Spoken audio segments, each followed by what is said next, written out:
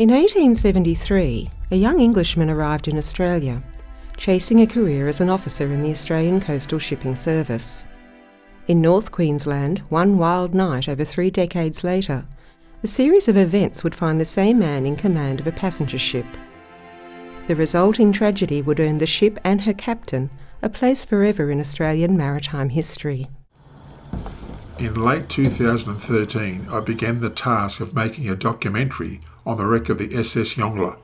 So after 12 years, many memories and scores of dives, this is the final result. My association with the wreck began in 1982, when I visited the site on the motor vessel Dive Master, the first charter vessel to begin regular trips to the wreck.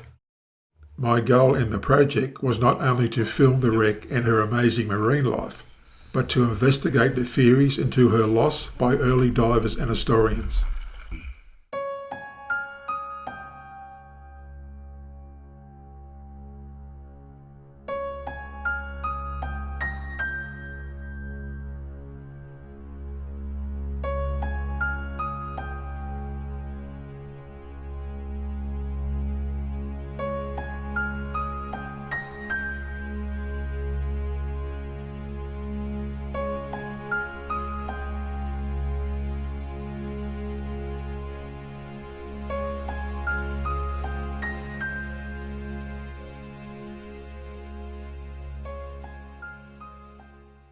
Just over 2 hours' drive north of Adelaide is a town set in the classic South Australian mould. Once a 2,000-strong community alive with schools, shops, churches and hotels, it is now almost empty.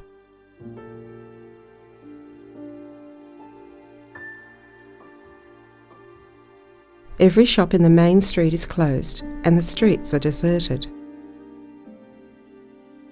21st century Australia has left this town behind.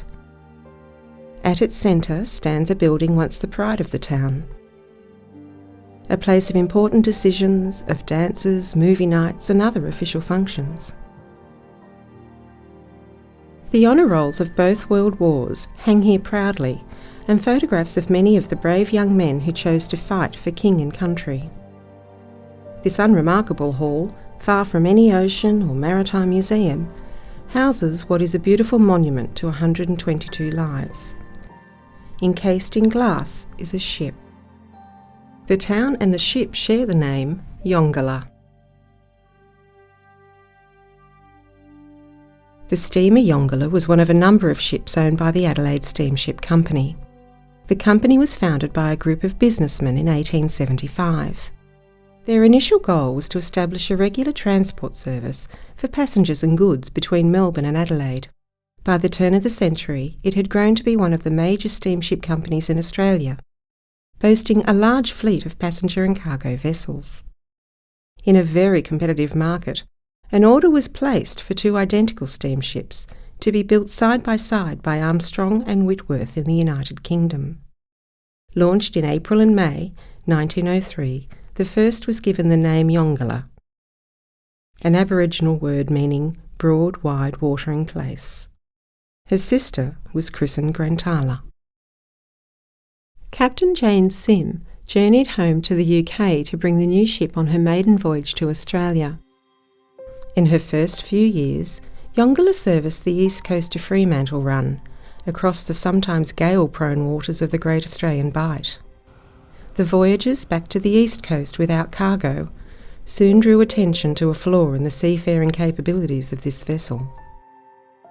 Known as a tender ship, Yongala's recovery from a list to an upright position took longer than customary. To improve the recovery period, 164 tonnes of pig iron as ballast was placed in the No. 2 hold. As the production of gold in the Western Australia waned, so did the revenue from passengers, especially cargo traffic. In May 1907, the company switched Yongala to the Melbourne to Cairns route. It was likely here, far from her home state, that the correct pronunciation of the ship's name was lost, and the vessel became largely known as Yongala. She now had cargo aboard on both the outward and inward journeys from Melbourne and Cairns, so the company officials decided to remove the pig iron. With this new route came a new permanent captain, William Knight. Knight was born in Bromley, England, migrating to Australia in 1873. In January 1896 he was given his first command, the Glanworth. The excitement of that promotion must have turned to despair when just 2 weeks later the vessel ran aground near Gladstone, Queensland, and was a total loss. Knight's master's ticket was suspended for 6 months for failing to follow sailing directions into the port. Whether he left that company or was pushed is unknown, but he then joined the Adelaide Steamship Company. That early setback did not affect his career.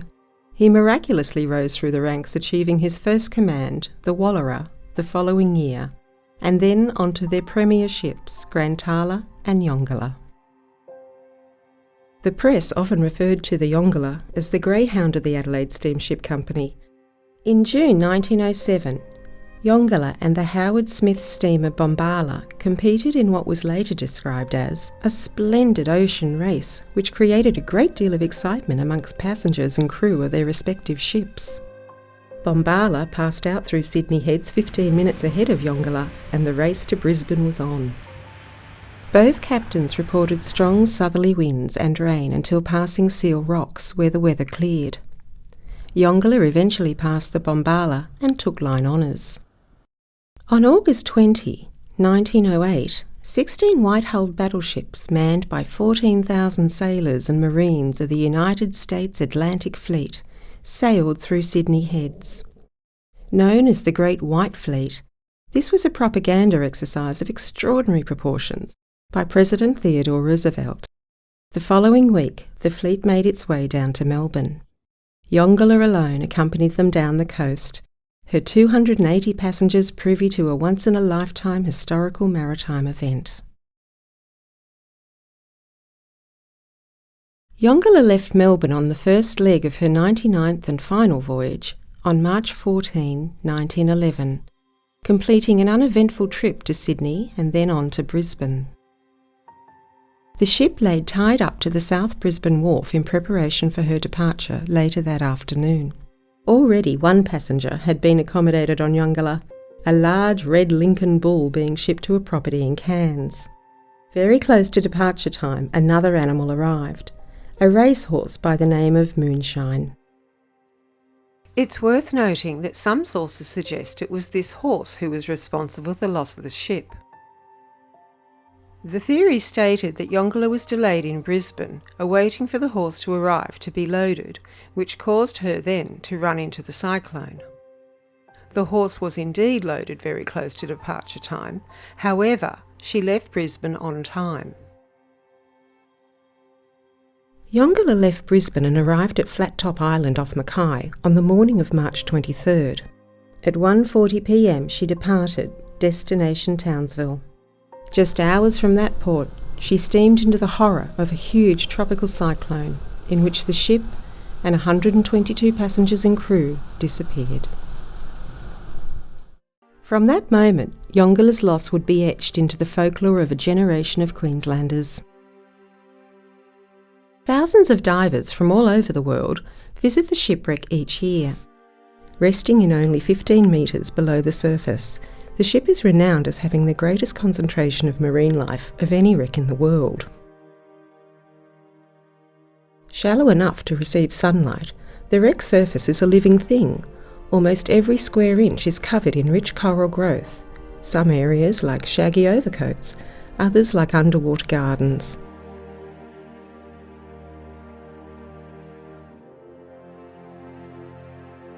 The variety of sea creatures is staggering.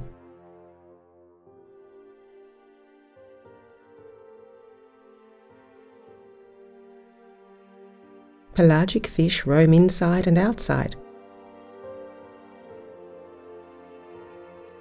Every day is a constant battle between predator and prey.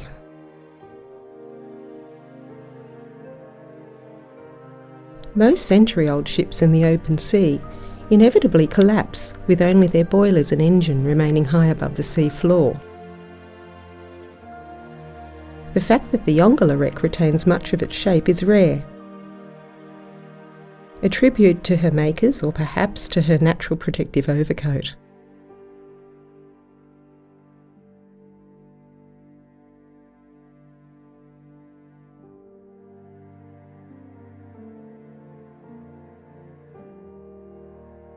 When this small crowd of dignitaries gathered at the bow for the ship's launch over a century ago, never in their wildest dreams could they have imagined that this ship, as a wreck, would become a world-renowned dive site.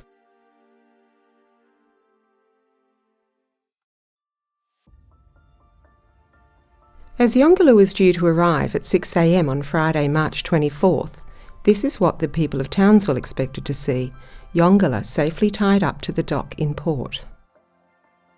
In 1911, the city of Townsville had a population of around 15,000. Supplying the needs of both farming and mining industries, steamers, both local and foreign, were regular users of the port. The massive rock face west of the harbour has presided over Townsville's transformation from a frontier town to a modern city.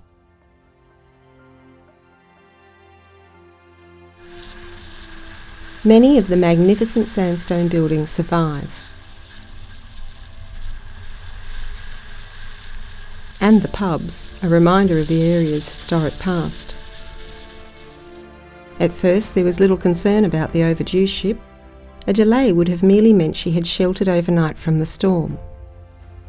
But there were many prominent Townsville citizens on board, and when the steamer Kuma arrived several days later with no sighting, the mood quickly darkened. The company sent out steamers to search the coastline. Within days, wreckage was washing ashore. A door was recovered with the word Festina, the first word of the company's motto, Festina lente, or hasten slowly. This door came from deep inside the ship in the music room. The body of a horse found close to Townsville and assumed to be that of the racehorse Moonshine. A tragic picture was forming. Yongala appeared to be lost.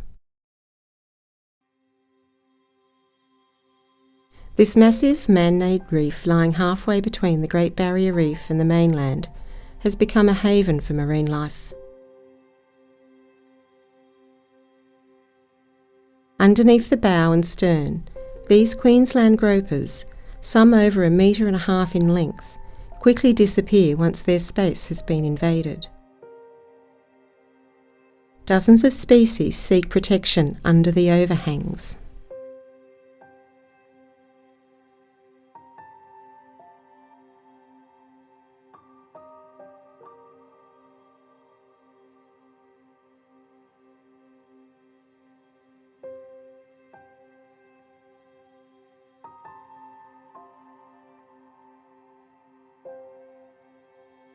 Sheltering with the small to large are thousands of tiny glass fish, their reflective bodies adding to an already impressive scene. Out on the sand, the wildlife is no less abundant.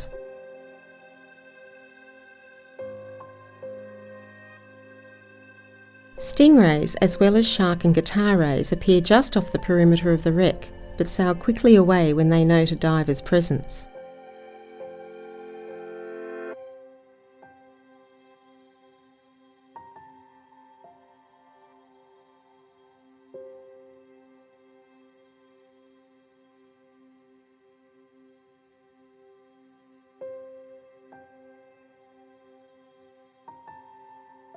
In the background, Yongala's rudder is swung half to starboard.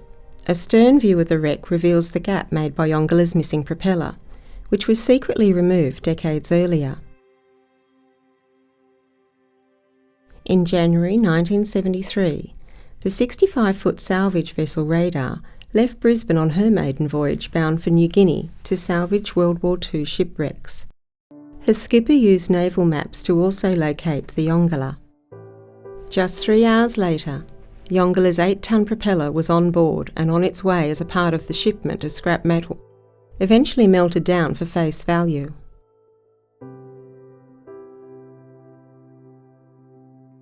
The skipper told Max the explosive used to remove the prop caused a horrendous kill, which left thousands of fish floating belly up on the surface.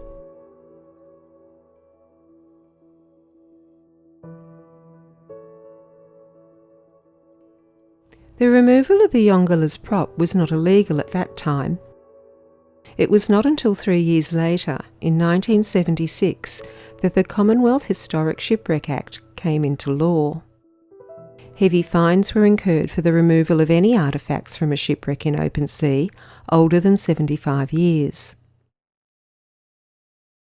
The taking of the Yongala's propeller robbed future wreck divers, and more importantly photographers, of one of the most iconic symbols on any shipwreck.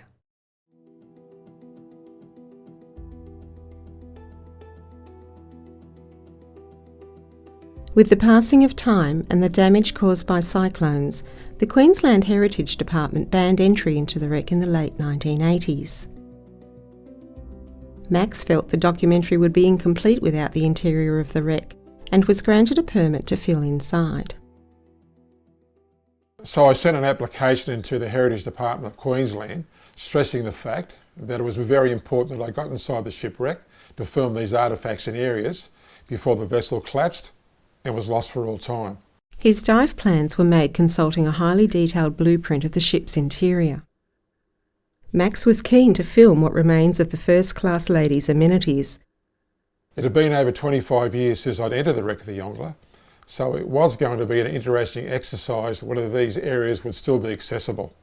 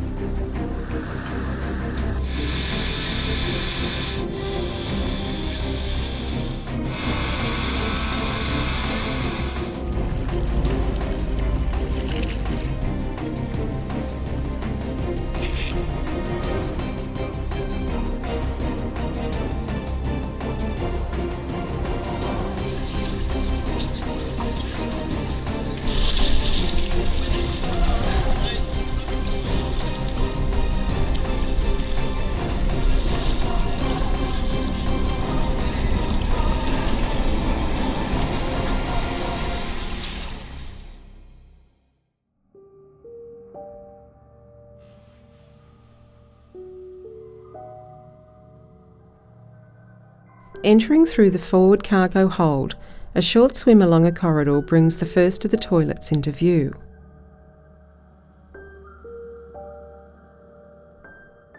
Dislodged from their position by the tilt of the ship, they have come to rest beside a bulkhead.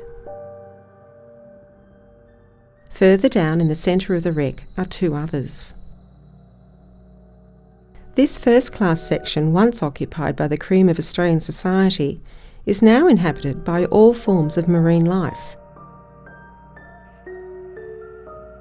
The makers of the ship could never have imagined this.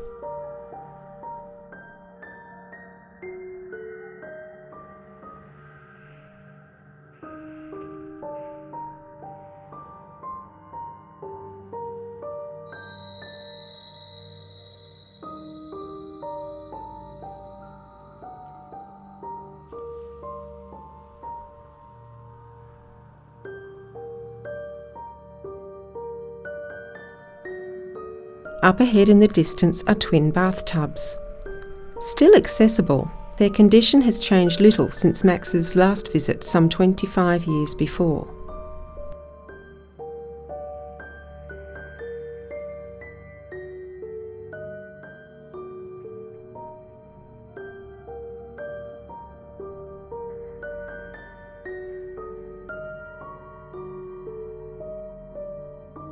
Teak floorboards have broken free with the structural failure of the hull.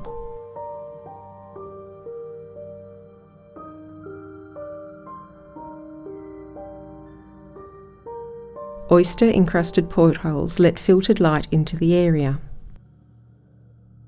Most of the bulkheads that separated cabins are long gone, but a single porthole defines the cabin spaces, each of which tragically would have entombed those who occupied it. One such victim was 13-year-old Mona Shannon. Travelling alone on her way back to Townsville after visiting married sisters in Brisbane, Also travelling first class was Mary Annie Woodward, bound for Cairns to see her son's recently born child. She had boarded at Brisbane and paid £10 10 shillings in fares. Rookwood Cemetery in Sydney is one of Australia's largest cemeteries. In the deserted grounds of the Anglican section is a monument to other child victims. Mrs. Alice Murray and her 4 children, together with their Aboriginal maid Mary Lindale, are remembered. The baby, Alyssa, had been born in the Blue Mountains only 8 weeks earlier. As Alyssa was a tiny babe in arms, she wasn't listed as a passenger, and up until Max researched those on the list in the 1980s, she had not been included in the death toll of the tragedy. Just one of a number of sandstone monuments around the world that commemorate those lost on the Yongala. The position of this bed in the centre of the ship indicates it was part of an elite stateroom. Coral flourishes either side of this brass bedhead.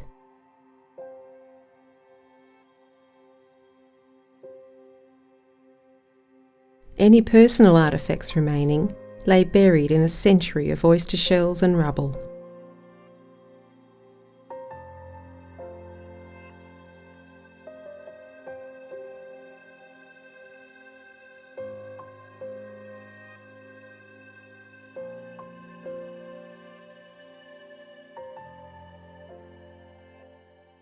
The exquisite main staircase was the major feature of the first-class dining room.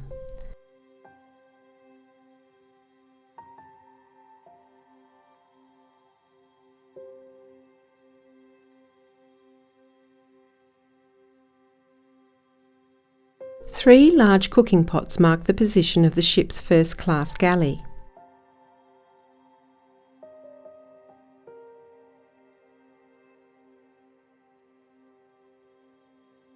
Adjacent and separated by a tiled floor is the stove. Over a century before, Yongala's officers were photographed at this exact spot.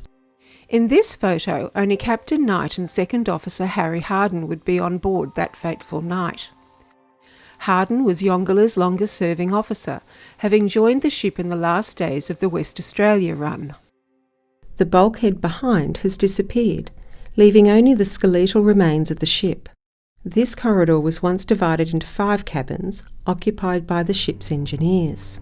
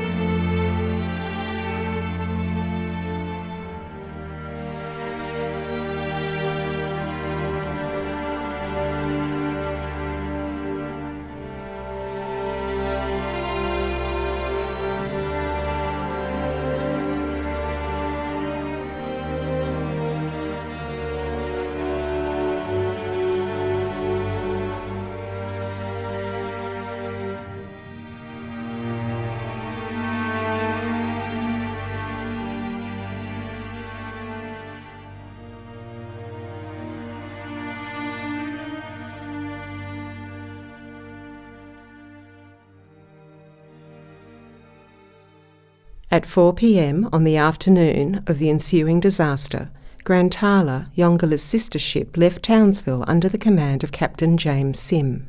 Weather conditions were not ideal, but there was no cyclone warning. It was normal practice on a Thursday for the ships to pass each other during the night. Turning south at Cape Cleveland for the run down the coast, Sim encountered a gale-force southerly wind, bow on to his vessel. Grantala steamed ahead into the strengthening wind for the next 45 nautical miles, very close to the position where Yongala would founder that night.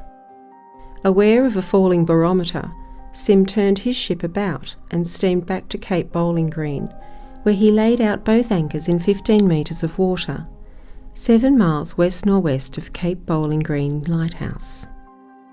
Cape Bowling Green, seen from the air, is Australia's longest spit, sticking out like a thumb into the Coral Sea.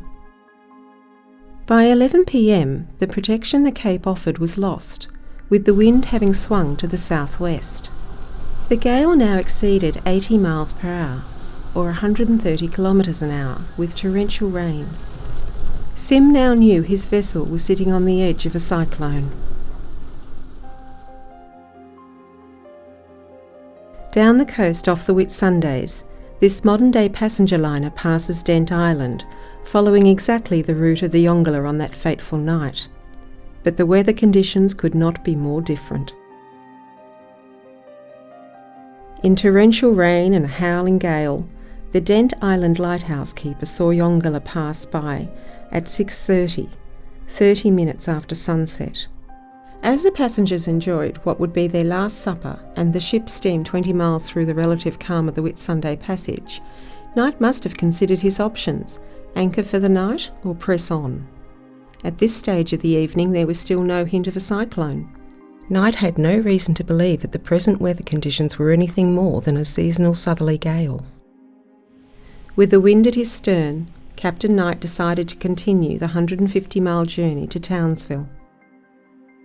Yongala steamed on into the night, with the following sea not causing too much discomfort to her passengers. Around midnight, Yongala was off Cape Upstart and in serious trouble.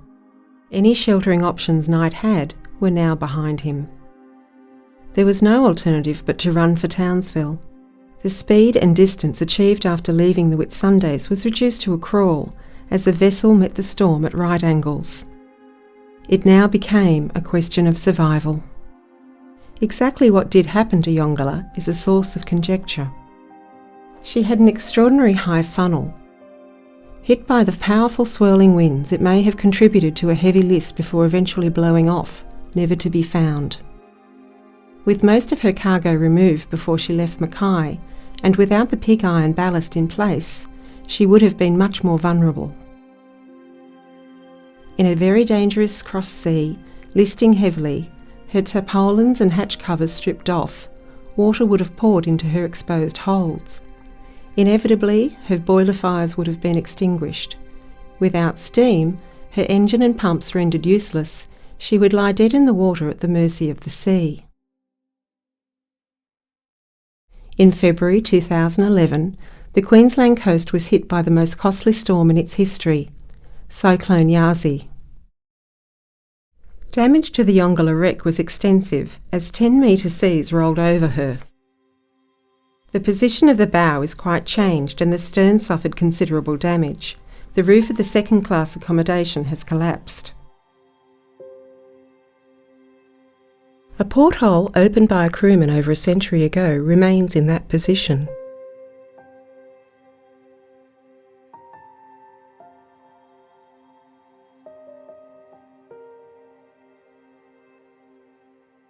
The remains of twin wash basins on the floor of the second-class bathroom. Dave Stewart is the skipper of the Kalinda, a dive charter vessel operating out of Townsville. Dave has made many visits to the Yongala wreck over the years, but it was one of his first dives to the stern section that he remembers very clearly. Yeah, so way back when I was, just a baby dive master, the crew that I used to work with were telling stories of what's inside this Yongala shipwreck, and one of the things happened to be, they said that there was a big clawfoot bath in a big bathtub in the stern section. In the days before penetration was banned, I did get the opportunity to go in and have a little look at this, and I've gone in through the stern cargo hold down about a deck level, and when I come into the stern section, you can see the light streaming through little holes and cracks in the side of the hull, through little portholes, like on an old school movie where they open up a house that's been shut up for God knows, and the little bits of light coming through the drapes, picking up the little dust particles. It was kind of like that. And just as my eyes were adjusting to the darker environment, with no word of a lie, in crystal clear period English, a woman's voice said, "Get out, get out. I'm taking a bath." And I got out.